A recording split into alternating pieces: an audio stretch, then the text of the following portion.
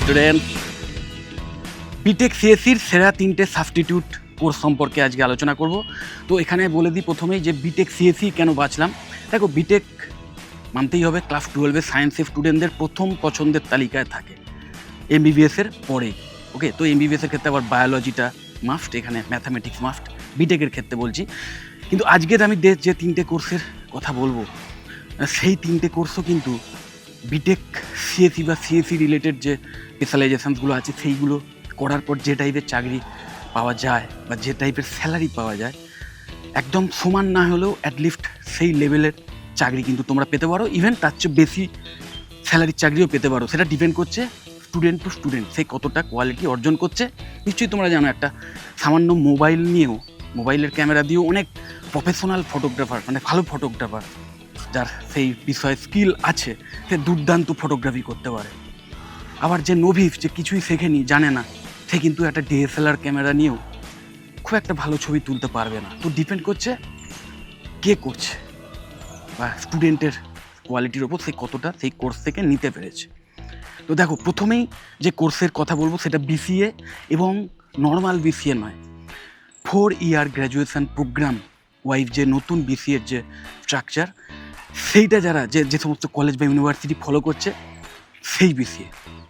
তো তোমরা যে সমস্ত কলেজে এই বিসিএ অফার করে সেখানে আগে জেনে নেবে যে 4 year graduation programme wise BCA offer করা হচ্ছে কিনা। এটা নিউ এডুকেশন পলিসি ইউজিসি 2020-তে লঞ্চ করেছিল। সেখানে এই 4 বছরের গ্র্যাজুয়েশন প্রোগ্রামগুলো তারা প্রপোজ করে, যেটা কিনা অনেক ইউনিভার্সিটি অ্যাডাপ্ট করেছে, আবার অনেক ইউনিভার্সিটি বা ইনস্টিটিউট তারা অ্যাডাপ্ট করেনি।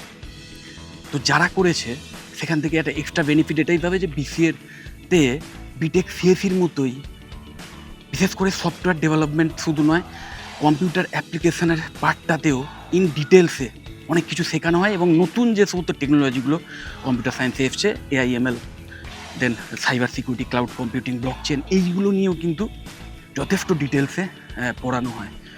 এবং আর একটা সুবিধা হচ্ছে, যদি 4 বছরের কোর্স কমপ্লিট করো তাহলে তোমরা কিন্তু মানে BCA with honours with research পেয়ে যাবে, যেটা কি না তোমাদের ভবিষ্যতে পিএইচডি করতে অনেক এক্সট্রা একটা সুবিধে দেবে। তোমরা ডাইরেক্ট নেট এক্সাম দিয়ে ডাইরেক্ট পিএইচডি করার সুযোগ পেতে পারো। ইভেন এই 4 বছরের গ্র্যাজুয়েশন প্রোগ্রামগুলোতে আর একটা খুব সুন্দর সুবিধা, সেটা হচ্ছে কেউ যদি মনে করে যে আমি 1 বছর পড়াশুনো করে ড্রপ করে দেবো, আবার পরে যখন সময় পাবো করবো, সে কিন্তু 1 বছর পড়াশুনো করে ছেড়ে দিতে পারে, ড্রপ করে দিতে পারে, এবং সেক্ষেত্রে সে জাস্ট বিসিএ সার্টিফিকেট পাবে। মানে সার্টিফিকেশান কোর্স যেন বিসিএতে করে যেরকম একটা ভ্যালিড সার্টিফিকেট পাবে। ওকে, কেউ যদি 2 বছর কমপ্লিট করে দেন ডিপ্লোমা পাবে, মানে সে যেন বিসিএর ওপর ডিপ্লোমা করেছে। ওকে, কেউ যদি 3 বছর করে তাহলে নর্মাল যে ট্র্যাডিশনাল বিসিএ, সোজা কথায় ব্যাচেলার ডিগ্রি কোর্স করেছে, সেটা মানে সার্টিফিকেট পাবে। আর 4 বছর হলে ওই বললাম যেটা অনার্স উইথ রিসার্চ। এবার এটা সুবিধা হচ্ছে অনেক স্টুডেন্টেরই মানে এমন অবস্থা হয়ে যায় যে কোর্স করতে করতে 4টে বছর বা একটা সময় 3টে বছর ছিল, তখন হয়তো 1 বছর 2 বছরের মধ্যে কোনো প্রবলেম অ্যারাইজ করলো, যে কারণে কমপ্লিট করতে পারতো না। তো সেক্ষেত্রে তাদের ছেড়ে দিতে হতো পড়াশুনো, এবং পরবর্তীকালে হয়তো 2 বছর 3 বছর 4 বছর কি 10 বছর পরে যখন সে মনে করতো যে না, আমি পড়াশুনোটা আবার কন্টিনিউ করব, সেক্ষেত্রে আবার কিন্তু প্রথম থেকে স্টার্ট করতে হতো।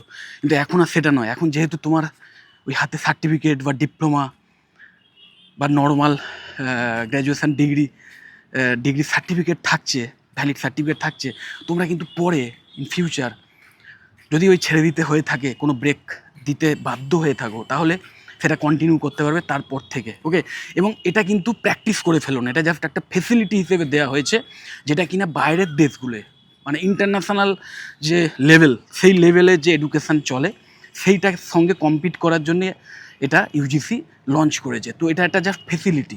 এই ফেসিলিটি দেওয়া হচ্ছে বলে কেউ যদি ভাবে বেশ মজার ব্যাপার, আমি এমনি 1 বছর পড়াশুনো করে সার্টিফিকেট নিয়ে ছেড়ে দিই, আবার 2 বছর 3 বছর একটু মজা করে নিই, তারপর আবার করব, এই জিনিসটা করো না। কেরিয়ারের প্রতি যদি সিরিয়াস থাকো তাহলে এই জিনিসটা করো না। ভীষণ প্রবলেম অ্যারাইজ করলে, সেটা বুঝতেই পারছো, নানা রকম আনঅ্যাভয়েডেবল প্রবলেম আসতেই পারে, সেক্ষেত্রে এই ফেসিলিটি তোমরা নিতে পারো। তো অবশ্যই বিসিএ কিন্তু এই তালিকায় একদম প্রথমেই থাকবে। তারপরেই যেটা আসছে বিএসসি ইন কম্পিউটার সায়েন্স। এটা বিশেষ করে সরকারি কলেজগুলোতে অফার করে, আমাদের ওয়েস্ট বেঙ্গলের সরকারি কলেজগুলোতে। তো অবশ্যই তোমরা দেখে নেবে, সেখানে কোর্স ফিটা আরও কম হয়। এবং হ্যাঁ, এই যে সাবস্টিটিউট যে 3টে কোর্স, তিনটেরই কিন্তু কোর্স ফিও বিটেক সিএসির চেয়ে অনেক কম। বিটেক সিএসিতে নিশ্চয়ই জানো অ্যাভারেজ, বিশেষ করে সিএসি বা সিএসি রিলেটেড সাবজেক্টগুলোর অ্যাভারেজ কোর্স ফি মোটামুটি 4-4.5 লাখ থেকে শুরু হয়। ওকে, সো কল্ড অ্যাভারেজ কলেজে। আর হাই লেভেলের কলেজ যেগুলো টপ র্যাঙ্কার যে সমস্ত কলেজ সো কল্ড, সেখানে তো আরও অনেক বেশি, মাত্রা ছাড়া হয়ে যায় এর ফিজ। তো যেখানে বিটেক সিএসিতে এইরকম একটা অ্যাভারেজ ফিজ থাকে 4-4.5 লাখ থেকে শুরু হয়, আরও ওপরে যায় 5, 6, 10, 12, এরকম 15, এরকমও যেতে পারে। তো সেইটা কিন্তু এই বিসিএ, এই 4 ইয়ার গ্র্যাজুয়েশন প্রোগ্রাম ওয়াইজ তোমরা কিন্তু অনেক ভালো কলেজ থেকে 3 থেকে 3.5 লাখ টাকার মধ্যে কমপ্লিট করে ফেলতে পারবে। ওকে, তো সেইটা কিন্তু বিএসসি ইন কম্পিউটার সায়েন্সের ক্ষেত্রে আরও কম। সরকারি কলেজে যেহেতু অফার করে, ডব্লিউবি ক্যাপ যতদূর সম্ভব পোর্টালটার নাম, সেই পোর্টালের মাধ্যমে অ্যাডমিশান চলে এই সমস্ত কোর্সে। তো তোমরা অবশ্যই সেই সমস্ত ব্যাপারে আপডেট নলেজ রাখবে। আমি অবশ্যই সেই ডব্লিউবি ক্যাপের অফিসিয়াল ওয়েবসাইটের লিঙ্ক আমার এই ভিডিও ডেসক্রিপশান বক্সে দিয়ে দিচ্ছি। সব অনলাইন কাউন্সেলিংয়ের মাধ্যমেই কিন্তু অ্যাডমিশান হয় সরকারি কলেজগুলোতে। তো সেইটা কিন্তু অবশ্যই ফলো করবে। এবং বিটেক, এই বিএসসি ইন কম্পিউটার সায়েন্স কিন্তু অবশ্যই একটি ভালো কোর্স। এবং এখানেও দেখবে যদি 4 বছরের গ্র্যাজুয়েশান প্রোগ্রাম অফার করে কোনো কলেজ, তাহলে কিন্তু একটু বেটার। ওই 3 বছরের নর্মাল গ্র্যাজুয়েশান প্রোগ্রামের চেয়ে 4 বছরের গ্র্যাজুয়েশান প্রোগ্রাম কিন্তু অনেক বেশি এক্সট্রা একটা নলেজ তো পাবেই, সেখান থেকে এক্সট্রা স্কিল বিল্ড করার সুযোগ পাবে। এবং নিউ টেকনোলজি যেগুলো ইউজ হচ্ছে সেইগুলো সম্পর্কেও শিখতে পারবে। এবং যেটা কি না তোমার ওই চাকরির ক্ষেত্রে, প্লেসমেন্টের ক্ষেত্রে এক্সট্রা পয়েন্ট দেবে। এবার 3 নম্বর যে কোর্সের কথা বলবো, সেটা আমার ধারণা কিছু কিছু পয়েন্ট অফ ভিউতে এই বিসিএ বা বিএসসি ইন সিএসকেও ছাপিয়ে যাবে। এবং এই কোর্স কিন্তু মেনলি খুব হাতে গোনা কয়েকটা প্রাইভেট কলেজেই অফার করে। সেই কোর্সের নাম হচ্ছে বিবিএ ইন আইটি অথবা বিবিএ ইন বিজনেস অ্যানালিটিক্স। আমার মনে হয় ওই বিটেক ইন এআইডিএসের মতো একটা ডাইনামিক কোর্স এই BBA in IT and business analytics. Okay, কারণ এই কোর্সের মধ্যে বুঝতেই পারছো, বিবিএ মানে সোজা কথায় যে কোনো বিজনেস অর্গানাইজেশন রান করার জন্য অ্যাডমিনিস্ট্রেটিভ লেভেলের নলেজ দরকার হয়, যে ম্যানেজেরিয়াল স্কিলের দরকার হয়, যে সমস্ত বিজনেস ওরিয়েন্টেড টুলসগুলো ইউজ করতে হয়, সেইগুলো সম্পর্কে বিবিএতে নলেজ দেওয়া হয়। সেইটাই কিনা স্পেশালাইজেশানস করছো কী নিয়ে না, আইটি অথবা বিজনেস অ্যানালিটিক্স নিয়ে। মানে মানে কম্পিউটার সায়েন্সের যে সমস্ত অ্যাপ্লিকেশান একটা বিজনেসকে রান করাতে, সেটাকে আরও ডেভেলপ করতে, সেই বিজনেস রিলেটেড কোনো ইম্পর্টেন্ট ডিসিশান মেক করতে, তার প্রফিট বাড়াতে হেল্প করে, সেই সমস্ত পার্টিকুলার ফিল্ডগুলো নিয়ে তোমরা এক্সট্রা নলেজ পাবে, এক্সট্রা স্কিল সেট বিল্ড করার সুযোগ পাবে, যেটা আমার মনে হয় ভীষণভাবে ডিম্যান্ডিং। যে কারণে আমি দেখছিলাম স্যালারির দিক থেকেও বিসিএ বা বিএসসি সিএসের চেয়ে বিবিএ ইন আইটি অথবা বিজনেস অ্যানালিটিক্স করা স্টুডেন্টদের স্যালারিটাও কিন্তু বেশি অফার করে অনেক কর্পোরেট সংস্থা। কিন্তু ওই এখানেও কিন্তু তোমায় দেখতে হবে অবশ্যই 4 ইয়ার গ্র্যাজুয়েশান প্রোগ্রাম ওয়াইজ যেন হয়। কারণ মনে রাখবে, নর্মালি আমাদের ট্র্যাডিশনাল যে গ্র্যাজুয়েশান সিস্টেম, বিটেকের মতো কয়েকটা প্রফেশনাল কোর্স ছাড়া একসময় 3 বছরেরই ছিল, কিন্তু সেটাকে 4 বছরের এই কারণে করা হয়েছে কারণ এটা হচ্ছে ইন্টারন্যাশনাল স্ট্যান্ডার্ড। মানে একটা সময় ছিল যখন আমেরিকায় বা জার্মানি বা ইংল্যান্ডের কোনো নামকরা ইউনিভার্সিটিতে এখানকার গ্র্যাজুয়েটরা ওখানে ধরো এমবিএ বা মাস্টার্স কোনো ডিগ্রি কোর্স করতে গেল, তখন তাদের কিন্তু প্রবলেম হতো। কারণ ওই ওখানকার নিয়ম হচ্ছে 10+2+4 এই সিস্টেমে যদি তোমার পড়াশুনো করা থাকে তবেই কিন্তু মাস্টার ডিগ্রিতে তুমি চান্স পাবে। সেক্ষেত্রে নর্মাল গ্র্যাজুয়েট যারা, তাদের প্রবলেম হতো, তারা অনেক ক্ষেত্রে করতো কি, এখানে এমবিএ করতো বা এখানে একটা কিছু মাস্টার্স করে তারপরে আবার বিদেশে গিয়ে ওই এমবিএ বা মাস্টার্স অন্যান্য কোনো প্রোগ্রামে তারা অ্যাডমিশানের সুযোগ পেত। কারণ ওই 4 বছরের গ্র্যাজুয়েশান ডিগ্রি কোর্সটা অন্যান্য ম্যাক্সিমাম উন্নত দেশগুলোতে কিন্তু ওটাই নর্মস। তো সেইটাকে ম্যাচ করানোর জন্যে এটা আমাদের ইউজিসি লঞ্চ করেছে। সো অবশ্যই ওই 4 বছরের ডিগ্রি কোর্স আছে কিনা সেটা দেখে নেবে।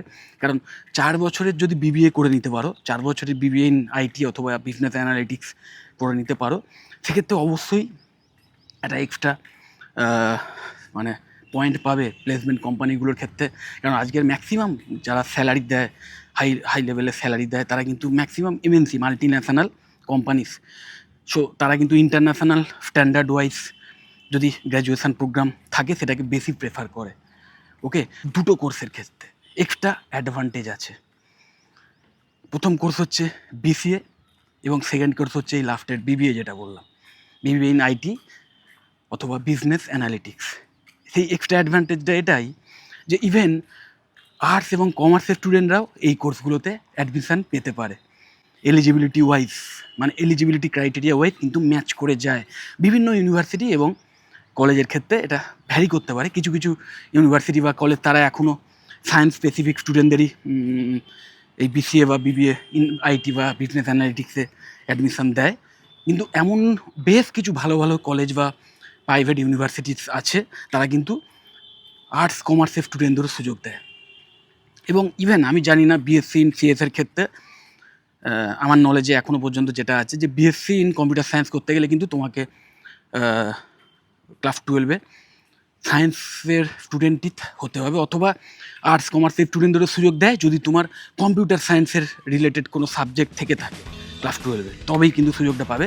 কিন্তু বিসিএ আর বিবিএর ক্ষেত্রে তোমরা কিন্তু যে কোনো স্ট্রিম থেকে ক্লাস 12 পাস করার পর চান্স পেতে পারো। তো অবশ্যই সেই কলেজ টু কলেজ ভ্যারি করবে এই সমস্ত এলিজিবিলিটিগুলো, এই সমস্ত ফিজগুলো।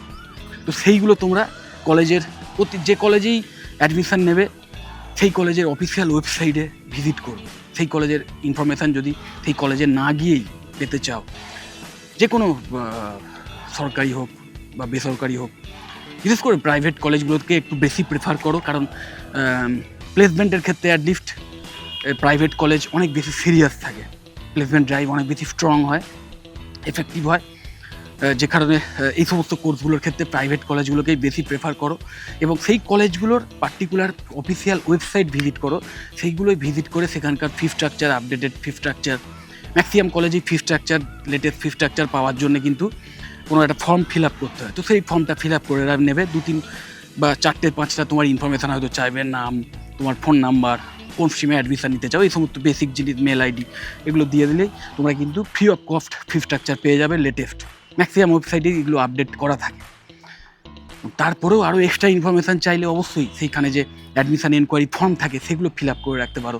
তাহলে তাদের এক্সিকিউটিভরা তোমাদের কল করবেন, আরও ডিটেলে জেনে নিতে পারবে তাদের থেকে। অথবা কন্ট্যাক্ট আস বা কন্ট্যাক্ট যে পেজ থাকে যে কটা ওয়েবসাইটে, সেখানে এই সমস্ত অ্যাডমিশান পার্সোনাল বা হেল্প ডেস্কের নাম্বার থাকে, সেইখানেও তোমরা ডাইরেক্ট কল করে সেই কলেজ সম্পর্কে আরও ডিটেলে জেনে নিতে পারবে। কলেজের এলিজিবিলিটি ক্রাইটেরিয়া, অ্যাডমিশানের ক্ষেত্রে পার্টিকুলার ওই কোর্সের ফিস কত, এই সমস্ত বিষয়ে আরও আপডেট পেয়ে যাবে।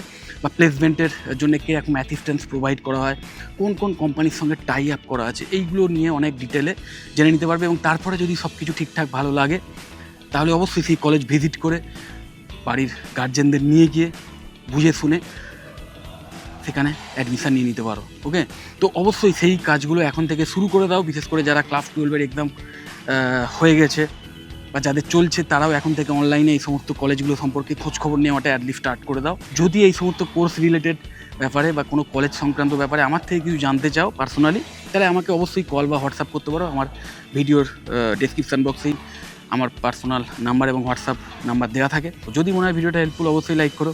চ্যানেলটা যদি সাবস্ক্রাইব না করে থাকে এক্ষুনি সাবস্ক্রাইব করো না, আর ভিডিওটা যতটা পারো শেয়ার করো। টাটা।